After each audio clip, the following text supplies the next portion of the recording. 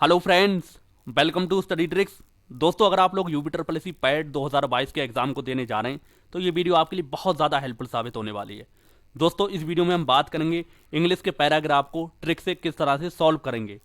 Friends, आप लोगों को बता दूं, UP triple S C PET में इंग्लिश से 5 क्वेश्चन आते हैं, जिनमें से 3 क्वेश्चन में आपसे क्या पैराग्राफ पूछा जाता है और उसके 3 क्वेश्चन होते हैं। दोस्तों, इस वीडियो में मैं आपको बताऊंगा किस तरह से पैराग्राफ को ट्रिक से सॉल्व करेंगे। दोस्तों, अगर आप लोगों ने इंग्लिश में कुछ भी नहीं पढ़ा है या आपको ग्रामर बिल्कुल नहीं आती है तो इस वीडियो को देख लेंगे तो ये 3 क्वेश्चन आपके बिल्कुल पक्के हो जाएंगे। जो जो लोग इंग्लिश को छोड़ने वाले हैं वो इंग्लिश को नहीं छोड़ेंगे, एटलीस्ट 3 क्वेश्चन करके आएंगे। दोस्तों, इस वीडियो में सबसे पहले मैं आपको पैसेज बताऊंगा किस तरह का पैसेज पूछा जाता है, उसके बाद आपको क्वेश्चन बताऊंगा किस तरह के क्वेश्चन पूछे जाते हैं, उसके बाद मैं इसे ट्रिक बताऊंगा किस ट्रिक से आपको सॉल्व करना है, और आपको 2 पैसे सॉल्व करके भी दिखाऊंगा जो कि यूपी ट्रिपल एस पैट 2021 के एग्जाम में पूछे गए थे। तो आप लोगों से रिक्वेस्ट है, वीडियो को लाइक और चैनल को सब्सक्राइब जरूर कर दें। चलिए स्टार्ट करते हैं। दोस्तों, सबसे पहले हम बात करते हैं जो पैसेज पूछा जाता है किस तरह का पैसेज होता है, यानी टाइप्स ऑफ पैसेज, किस तरह के पैसेज आपको एग्जाम में देखने को मिलता है। दोस्तों, पैसेज में भी फाइनेंशियल यानी फाइनेंशियल मुद्दे से हो सकता है, सोशल यानी सामाजिक मुद्दे से हो सकता है, एनवायरमेंटल हो सकता है या स्टोरी बेस हो सकता है। दोस्तों, ज़्यादातर जो सबसे ज़्यादा चांसेस होते हैं स्टोरी बेस के होते हैं, लेकिन हो सकता है आपको सोशल और इन्वायरमेंटल और फाइनेंशियल में भी देखने को मिल जाए। स्टोरी बेस्ड का जो पैसेज होता है सबसे इजी पड़ता है और इसे हर कोई आसानी से सॉल्व कर लेता है। तो इतनी इंग्लिश तो हर किसी की सही होती है, अगर स्टोरी बेस आ जाता है पैसेज तो उसे हर कोई सॉल्व कर लेगा। दोस्तों, इस पैसेज में आप मान सकते हैं 10 से 12 लाइन्स होती हैं, ज़्यादा लंबा पैसेज आपको नहीं दिया होता है। यहीं अगर आप बैंकिंग या फिर एसएससी के एग्ज़ाम की बात करें तो उसमें आपको पैसेज लंबा और फाइनेंशियल और सोशल से रिलेटेड अच्छा पैसेज दिया जाता है। तो इसमें बेसिक पैसेज आएगा, उसे आप आसानी से सॉल्व कर लेंगे। और दोस्तों, क्वेश्चन की बात करते हैं तो कुल 5 क्वेश्चन इंग्लिश में आना है, तो 3 क्वेश्चन आपको इस पैसेज से पूछे जाएंगे, तो इसलिए आपको टेंशन लेने की ज़रूरत नहीं है, 3 क्वेश्चन आसानी से आप कर सकते हैं। चलिए हम क्वेश्चन की बात कर लेते हैं, क्वेश्चन किस तरह के पूछे जाते हैं, टाइप्स ऑफ क्वेश्चन किस तरह के होते हैं। तो जो सबसे पहला क्वेश्चन आता है डायरेक्ट क्वेश्चन। अब डायरेक्ट क्वेश्चन कैसे होते हैं, जैसे मान लो पैसेज में दे रखा है Ramu is a farmer, Ramu is a farmer, Ramu क्या है, एक किसान है। अब आपसे पूछ ले रामू, हुज रामू, आपसे पूछ ले हुज रामू, हुज रामू यानी रामू कौन है, तो ये क्या हो गया, डायरेक्ट क्वेश्चन हो गया। इसका आंसर आप पैसेज पढ़ेंगे डायरेक्ट इसका आंसर आप बता सकते हैं। रामू आपसे पूछे, पैसेज में लिखा रामू इज़ अ फार्मर और उसके बारे में सारी डिटेल दे रखी है, रामू एक किसान है और उसके जितनी भी इंपॉर्टेंट चीज़ें हैं सब दे रखी हैं। अब आपसे क्वेश्चन में पूछ ले हुज रामू यानी रामू कौन है, तो आप आसानी से बता सकते हैं फार्मर। अब इसके ऑप्शन हो सकते हैं फार्मर, लेबरर, या इसी तरीके से आपको डॉक्टर या इंजीनियर कुछ भी दे सकता है। इस तरह से आप इस तरह के क्वेश्चन को आप क्या बोलेंगे, डायरेक्ट क्वेश्चन। इस क्वेश्चन को आसानी से हर कोई सॉल्व कर लेता है। अगला क्वेश्चन की बात करते हैं। दोस्तों, अगले क्वेश्चन आते हैं स्टेटमेंट बेस्ड। अब ये कैसे क्वेश्चन होते हैं, ये इस तरह के क्वेश्चन होते हैं जैसे आपसे क्वेश्चन होगा कि इनमें से कौन सा स्टेटमेंट पैसे से रिलेटेड है या कौन सा सही है, इस तरह से आपसे पूछ सकता है, तो थोड़ा सा ये टफ पड़ता है। सबसे इजी ये कह सकते हैं, उसके बाद आपका ये स्टेटमेंट बेस्ड। अगले क्वेश्चन की बात करते हैं। अगला क्वेश्चन आपसे वर्ड्स मीनिंग्स, यानी कि आपके पैसे से कोई वर्ड्स उठाएगा और आपसे उसकी मीनिंग पूछ लेगा। तो हो सकता है उसके भाव से रिलेटेड हो या फिर सिनोनियम एंटोनियम्स हो, इस तरह का भी हो सकता है। तो ये तीसरे टाइप का हमारा क्वेश्चन हो जाता है। अगला क्वेश्चन किस तरह का होता है, तो आपसे पैसेज की थीम पूछ लेते हैं, पैसेज का टाइटल पूछ लेते हैं, पैसेज किसके बारे में दे रखा है, तो इससे भी आपको भाव से समझना होता है। लेकिन आप टेंशन ना लें, UP triple S C PET में इन दोनों से क्वेश्चन आने के चांसेस कम रहते हैं, क्योंकि अभी तक 2 ही बार ये पैट का एग्जाम हुआ है, तो इससे क्वेश्चन नहीं आया है, इससे आया है और इससे आया, और एक बेसिक क्वेश्चन वर्ड्स मीनिंग से भी आया है। लेकिन पैसेज की थीम से अभी तक क्वेश्चन देखने को नहीं मिला है। एसएससी हो या फिर बैंक का एग्जाम हो, इसमें बहुत अच्छे क्वेश्चन बनते हैं, तो उसके लिए आपको टेंशन लेने की ज़रूरत नहीं है, ज़्यादा हार्ड की आपको प्रैक्टिस करने की भी ज़रूरत नहीं पड़ेगी। चलिए नेक्स्ट हम बात करते हैं पैसेज सॉल्विंग ट्रिक, यानी पैसेज को सॉल्व करने की आपको ट्रिक क्या है। दोस्तों, पैसेज को सॉल्व करने की ट्रिक अलग अलग तरीके से हो सकती है, हर स्टूडेंट पर अलग अलग डिपेंड करता है। बहुत सारे स्टूडेंट ये करते हैं कि आप उन्हें पैसेज दिखा और पैसेज पढ़ना स्टार्ट कर देते हैं और उसकी मीनिंग निकालने की कोशिश करते हैं। लेकिन हम यहाँ पर बात कर रहे हैं जो बेसिक स्टूडेंट है, जिन्हें ग्रामर की ज़्यादा नॉलेज नहीं है, वो किस तरह से सॉल्व करेंगे। दोस्तों, उन्हें सबसे पहले क्या करना है, तो उन्हें क्या करना है, उन्हें पहले क्वेश्चन के कीवर्ड्स अंडरलाइन करना है। अब ये क्या है, मान लो किसी क्वेश्चन जैसे भी मैंने बताया था रामू हुज रामू, तो आपसे पूछा जाए हुज रामू, हुज रामू, तो इसमें कीवर्ड क्या हो जाएगा, हुज, यानी रामू कौन है। तो इस तरह का ये कीवर्ड आपको अंडरलाइन कर लेना। आपके पास जब क्वेश्चन लिखेंगे 3 क्वेश्चन इस तरीके से होंगे लिखे हुए, आप उन्हें क्या करेंगे, पेन से या पेंसिल से अंडरलाइन कर लेंगे, यानी कि ये आपका क्या हो जाएगा, कीवर्ड हो जाएगा। सबसे पहले आपको क्वेश्चन के कीवर्ड पढ़ना है, पैसेज को बिल्कुल भी नहीं पढ़ना है, इस चीज़ को आपको ध्यान रखना है। उसके बाद आप जब अंडरलाइन कर लेंगे सारे क्वेश्चन के कीवर्ड्स को, फिर आप क्या करेंगे, पैसेज को पढ़ेंगे। दोस्तों अगर आप पहले पैसेज पढ़ेंगे तो पैसेज पढ़ने के बाद ऐसा काम करेंगे तो आप पैसेज भूल जाएंगे, क्योंकि आप इतने ज़्यादा इंटेलिजेंट नहीं होंगे कि मतलब उस पैसेज को पूरी तरीके से अच्छी तरीके से पढ़ के उसकी मीनिंग निकाल लें और आप याद रखें। तो इसलिए आपका टाइम वेस्ट होगा। आपको पहले पैसेज नहीं पढ़ना है, पहले आपको क्वेश्चन के अंडरलाइन कर लेना है, जो जो उसमें कीवर्ड दे रखे हैं उन्हें अंडरलाइन करना है। नेक्स्ट स्टेप हमारी ये क्या आती है, आपको कीवर्ड्स को मिलाना है और आंसर देना है। यानी कुछ क्वेश्चन ऐसे होंगे डायरेक्ट होंगे, उन्हें आप आंसर दे सकते हैं। जैसे हूज रामू के बारे में पूछा गया है, आपने इसका कीवर्ड नोट कर लिया हूज, यानी रामू के बारे में पूछा गया। और जब आप पैसेज पढ़ेंगे तो आप आसानी से पहले ही आपको दिख जाएगा रामू इज अ फार्मर, तो आप आसानी से यहाँ पर टिक कर देंगे, आपको कोई भी दिक्कत नहीं आएगी। तो यहाँ तक आप कोई भी क्वेश्चन इस तरह से बना सकते हैं जो डायरेक्ट बेस होगा। अगला पॉइंट हमारा आता है, इसी में एक चीज़ और आप समझ लें, जो स्टेटमेंट वाइज क्वेश्चन होंगे, जो स्टेटमेंट के हिसाब वाले क्वेश्चन होंगे, स्टेटमेंट वाले, तो उसमें आपको क्या करना है, उसमें जो आंसर के जो ऑप्शन होंगे 1 2 3 4 ऑप्शन होंगे, चारों ऑप्शन को आपको ध्यान देना, चारों ऑप्शन के कीवर्ड्स को अंडरलाइन कर लेना कि उसमें क्या पूछा जा रहा है, फिर आप उसे मिलाएंगे तो उससे आप आसानी से आंसर दे पाएंगे। क्योंकि स्टेटमेंट बेस वाले जो क्वेश्चन होते हैं थोड़ा टफ पड़ते हैं, तो आप उसके जो जितने भी ऑप्शन हैं उन्हें एक बार ज़रूर उस पर नज़र डाल लें। इससे ऐसा होगा कि आपको जो आप जब पैसेज को पढ़ेंगे तो आपको आसानी हो जाएगी कि कहाँ पर इसके बारे में दे रखा है। तो इतने सारे पॉइंट से आप आसानी से क्वेश्चन को सॉल्व कर पाएंगे। चलिए अब हम पैसेज को सॉल्व करके देखते हैं जो आपके एग्जाम में यूपीट्रिपल पैट 2021 में फर्स्ट शिफ्ट में पूछा गया था। दोस्तों ये आपको पैसेज दे रखा है, 41 से 43 क्वेश्चन इसमें, मतलब 3 क्वेश्चन पूछे गए थे और इसके ये क्वेश्चन है और ये पैसेज है। तो सबसे पहले आपको क्वेश्चन देखना है। तो पहला क्वेश्चन है 41, क्वेश्चन नंबर 41। तो इसमें क्या है, a money sided personality means, यानी इसका मतलब पूछा गया है। तो यह हमारा कीवर्ड कौन सा हो जाएगा, यही अ मनी साइडेड पर्सनालिटी, इसका मतलब क्या होता है। दोस्तों ये मीनिंग्स वाले क्वेश्चन है, तो इसके लिए आपको थोड़ा सा ध्यान रखना है, इसे मतलब बाद में सॉल्व करना है। चलिए इसमें कीवर्ड आपने नोट कर लिया, अ मनी साइडेड पर्सनालिटी, इसका मतलब क्या है यहाँ आपने नोट कर लिया। अगला आपने क्वेश्चन देखा, पंडित नेहरू इंजॉयड, यानी पंडित नेहरू कब इंजॉय करते थे, यानी इंजॉय करते थे, तो आपका ये कीवर्ड हो गया। अगला क्या है, which of the following statement reflect Pandit Nehru point of view.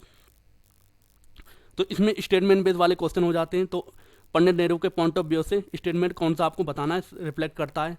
तो आप इसके सारे ऑप्शन देखेंगे क्योंकि स्टेटमेंट बेस्ड क्वेश्चन है। तो इसमें लिखा है humanism is more important than science, science is supreme and humanism subordinated, science and humanism are equally important, there is no common ground between science and humanism. तो ये हमारे क्वेश्चन है, ठीक है। अब हम पढ़ते हैं पैसेज को। तो सबसे पहले लिखा है Nehru was a money sided personality. जैसा कि हमने क्वेश्चन में देखा था, मनी साइडेड पर्सनालिटी आपको देखने को मिल गया, लेकिन इसका आंसर आप नहीं दे सकते क्योंकि आपको इसकी मीनिंग नहीं मालूम। इसके लिए पहले आपको इसका भाव समझना होगा। तो लिखा है ही इंजॉयड, ही किसके बारे में बात हो रही है, पंडित नेहरू के बारे में बात हो रही है। ही enjoyed reading and writing books. अब आपने इस क्वेश्चन को देखा था क्योंकि आपने कीवर्ड नोट किया था पंडित नेहरू इंजॉयड। अब आपने देखा रीडिंग एंड राइटिंग बुक्स, और जल्दी से आप इसका आंसर टिक कर देंगे ऑप्शन नंबर ए, जो कि बिल्कुल गलत हो जाएगा। क्योंकि दोस्तों आपको पैसेज आगे भी पढ़ के देख लेना, बहुत सारे स्टूडेंट इस क्वेश्चन में गड़बड़ करके इसी वजह से आए थे कि उन्होंने पूरा क्वेश्चन नहीं पढ़ा और उन्हें ये रीडिंग और राइटिंग बुक्स देखा और तुरंत उसका टिक कर दिया। चलिए नेक्स्ट हम देख लेते हैं इसी में ही। अब इसमें लिखा है fighting political and social evil, क्या इसके बारे में दे रखा है, चलिए हम आगे देखते हैं। ही लिखा है ही enjoyed fighting and political and social evils, यानी वो पॉलिटिकल एंड सोशल इविल्स के लिए क्या करते थे, फाइट करते थे। तो इसके बारे में ये भी हमारा ऑप्शन नंबर बी भी सही हो जाएगा। तो थोड़ा आपको ध्यान देना, एकदम आपको बहुत ज़्यादा मतलब कहते हैं एक्साइटमेंट में नहीं रहना है। तो आगे भी देख लेते हैं। आगे लिखा है रेजिस्टिंग टेरेननी, चलिए ये देख लेते हैं। तो आगे लिखा है और रेजिस्टिंग टेरेननी, यानी कि हमारे तीनों ही ऑप्शन क्या हो जाएंगे, इसमें करेक्ट हो जाएंगे। तो इसमें कौन सा ऑप्शन करेक्ट हो जाएगा हमारा, डूइंग ऑल दिस, यानी सब ये इन सब में क्या करते थे, पंडित नेहरू एंजॉयड करते थे। एंड मच मोर, एंड इनके अलावा भी अगर और भी ऑप्शन दिए होते, मतलब 5 ऑप्शन होते और 4 इस तरह के स्टेटमेंट होते, तो भी हमारा ये सही हो जाता। तो इसमें दोस्तों हमारा कौन सा ऑप्शन करेक्ट हो जाएगा, तो इसमें हमारा जो ऑप्शन हो जाएगा ऑप्शन नंबर डी बिल्कुल करेक्ट हो जाएगा। अब दोस्तों हम आते 41वें क्वेश्चन पर। लिखा है अ मनी शाइडेड पर्सनालिटी, इसका मतलब हमसे पूछा गया था, लेकिन हम भाव से इसका आसानी से दे सकते हैं। अब लिखा अ कॉम्प्लेक्स पर्सनालिटी, तो ऐसी तो कोई बात हुई नहीं है यहाँ पर। अब दोस्तों एक चीज़ आपको ध्यान रखना है, जिस चीज़ का मीनिंग पूछा गया उसके आसपास ही देखने की कोशिश करेंगे, उसके आसपास ही उसके भाव को समझने की कोशिश करेंगे। लिखा है अ कॉम्प्लेक्स पर्सनालिटी, तो इससे भी इसका कोई मतलब नहीं होता है। अगला है अ सेक्रेटिव पर्सनालिटी, तो यहाँ भी इस तरह की कोई बात नहीं की जा रही है। लिखा है अ कैपेबल पर्सन, इसके बारे में भी कोई बात नहीं की जा रही, लेकिन लिखा है a person having varied interest, तो जैसा कि बिल्कुल ठीक है कि पंडित नेहरू में देख सकते हैं अलग अलग तरीके से इंटरेस्ट रखते हैं, रीडिंग एंड राइटिंग बुक्स भी करते हैं और पॉलिटिकल एंड सोशल इविल्स के खिलाफ फाइट करते हैं और रजिस्टरिंग टेरेमनी कर रहे हैं, तो इसका मतलब बिल्कुल सही हो जाता है। तो इसमें हमारा ऑप्शन नंबर बिल्कुल सी सही हो जाएगा। या पर्सन हैविंग वेरिड इंटरेस्ट, यानी अलग अलग चीज़ों में इनका इंटरेस्ट था। दोस्तों हमारे 2 क्वेश्चन बिल्कुल ठीक हो चुके हैं, बिना किसी आपको ग्रामर के, बिना किसी कह सकते हैं कि इंग्लिश की इतनी हाई फाई नॉलेज नहीं होने के बावजूद हमारे बिल्कुल 2 क्वेश्चन सही हो गए हैं। चलिए आगे देखते हैं। अब आगे जब हम पढ़ते हैं तो लिखा in him scientist and the humanist were held perfect balance, perfect balance दिख गया। अब ठीक है, अभी हम पढ़ लें। While he kept looking and social problem from scientific stand point. दोस्तों जैसा कि हमने ये स्टेटमेंट में क्वेश्चन में बात करी थी, हमने इसके ऑप्शन देखे थे जो किससे रिलेटेड थे, ह्यूमनिज्म और किस में, साइंस से। तो आप देख सकते हैं यहाँ लिखा है while he kept looking social problem, तो यहाँ इस चीज़ को देखें, इस लाइन को यहाँ से, in him the scientist and humanism bar held perfect balance, perfect balance की बात हो रही है, तो हमारा क्या हो जाएगा, इसमें ऑप्शन नंबर सी में दे रखा है science and humanism are equally important, तो बिल्कुल यही ठीक हो रहा है और हमें देखने की ज़रूरत ही नहीं है। बाकी सब ये मोर इम्पोर्टेंट देन साइंस और ह्यूमनिज्म सबऑर्डिनेट टू इट, ये सब गलत हो जा रहे हैं। There is no common ground between science and humanism, ये इस तरह की बात हो रही है, तो इसमें ऑप्शन नंबर इसमें भी हमारा क्या हो जाएगा, सी करेक्ट हो जाएगा। आप देख सकते हैं बिल्कुल आसानी से, बिना किसी ज़्यादा ग्रामर की नॉलेज से ही आपने ये क्वेश्चन तीनों ठीक कर दिए हैं। तो इसी तरह के से आपको सारे क्वेश्चन सॉल्व करना है अगर आपके एग्जाम में आते हैं। आप 2-4 पैसेज की प्रैक्टिस करें, और एक चीज़ आपको बता दूं, जो प्रैक्टिस सेट आप किसी भी पब्लिकेशन का सॉल्व कर रहे हैं तो ऐसा नहीं है बहुत ज़्यादा हाई पाई आप प्रैक्टिस करें, तो बिल्कुल भी ऐसे करने की ज़रूरत नहीं है। ऐसे बेसिक ही पैसेज की आपको सॉल्व करना है और उनकी प्रैक्टिस करना है। चलिए नेक्स्ट हम देखते हैं। दोस्तों अगला पैसेज जो सेकंड शिफ्ट में पूछा गया था, इसके बारे में हम देख लेते हैं। तो सबसे पहले आपको क्या करना है, सबसे पहले आपको क्वेश्चन देखना है और उसके कीवर्ड्स नोट करना है। तो पहला क्वेश्चन देखना है, the author said peering into the darkness, यानी जो सैड पीरिंग का मतलब मान सकते हैं कि घुटनों के बल बैठे रहा अंधेरे में, तो ऑथर सैड पीरिंग डार्कनेस बिकॉज, अब क्योंकि लगा है यहाँ पे, ये इतना ही रहने देंगे।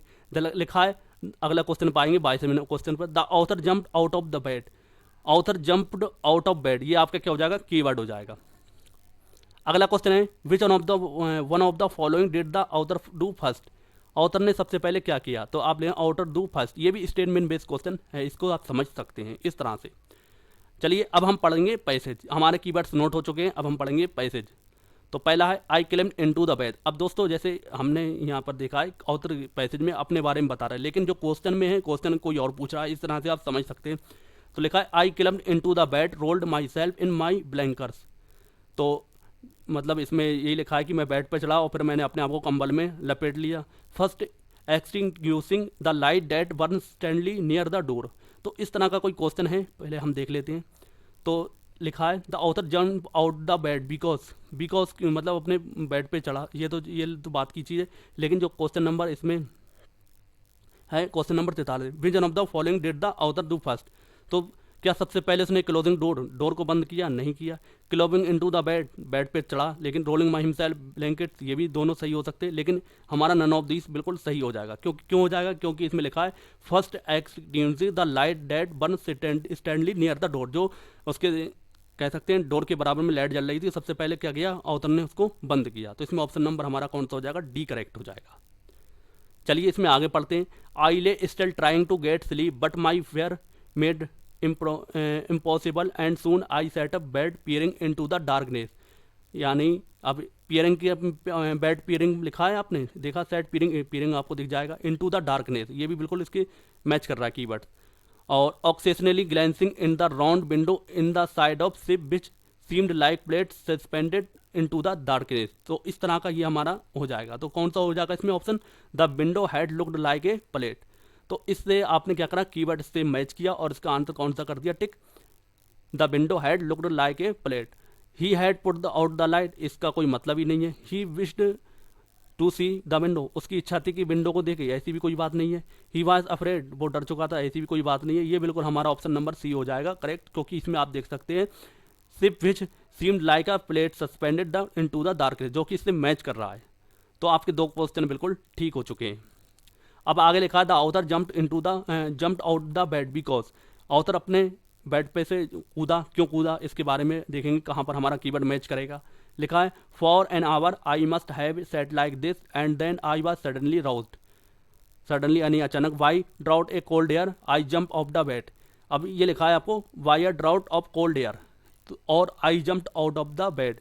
मैं अपने मतलब इसने ऑथर कह रहा है कि मैं अपने जो बेड था उस पे से उतरा, अचानक कूदा कह सकते हैं, अपन बेड पे से कूदा, क्यों कूदा, लिखा है by a draught of cold air. तो अगर कोल्ड एयर के बारे में कहीं पर दिया तो हमारा बिल्कुल सही होगा। लिखा ही हैड फैंड साउंड, ऐसी साउंड वाली कोई बात नहीं है इसमें। तो he saw someone coming towards him, कोई इसके करीब आया, ऐसी भी कोई बात नहीं कही गई है। He was pushed by someone, किसी ने उसको धक्का दिया, ऐसी भी कोई बात नहीं कही गई। लेकिन ये बिल्कुल सही हो जाएगी a cold bridge blow past his face. तो ये बिल्कुल ऑप्शन नंबर हमारा सी बिल्कुल ठीक हो जाएगा। तो इस तरह से आप कीवर्ड्स को मैच करेंगे। आपको इंग्लिश की ग्रामर की नॉलेज बिल्कुल ज़्यादा नहीं है, फिर भी आप आसानी से इन क्वेश्चन को सॉल्व कर पाएंगे। तो दोस्तों जो मैंने टिप्स एंड ट्रिक्स बताए हैं उन्हें आप फॉलो करेंगे तो आपको ये तीनों क्वेश्चन बिल्कुल सही हो जाएंगे। और आप आज से ही प्रैक्टिस करें, लगभग आप 2 से 3 माने 2 से 3 अगर आप डेली पैसे सॉल्व करेंगे तो अभी भी आपके पास 20 दिन है, तो आपके अगर 3 पैसे डेली करते हैं तो आपको 60 पैसे हो जाएंगे। 60 पैसे सॉल्व करने में आपका टाइम मुश्किल से मान सकते हैं 10 से 15 मिनट आपके जाएंगे और आसानी से ये सॉल्व हो जाएंगे। जो मैंने टिप्स और ट्रिक्स फॉलो करें हैं आप उन्हें एक बार आजमा के देखें, अगर आपको फ़ायदा होता है तो अच्छी बात है, नहीं होता है तो आप दोबारा कोशिश करें, तो बाकी कुछ और किया जाएगा। तो उम्मीद है आपको ये वीडियो पसंद आया होगा। पसंद आया है तो आप लोगों से मेरी रिक्वेस्ट है इस वीडियो को ज़्यादा से ज़्यादा लाइक और शेयर करें, और चैनल को अभी तक सब्सक्राइब नहीं किया है तो चैनल को सब्सक्राइब ज़रूर करें। दोस्तों मिलते हैं अगली वीडियो में, तब तक के लिए जय हिंद जय भारत।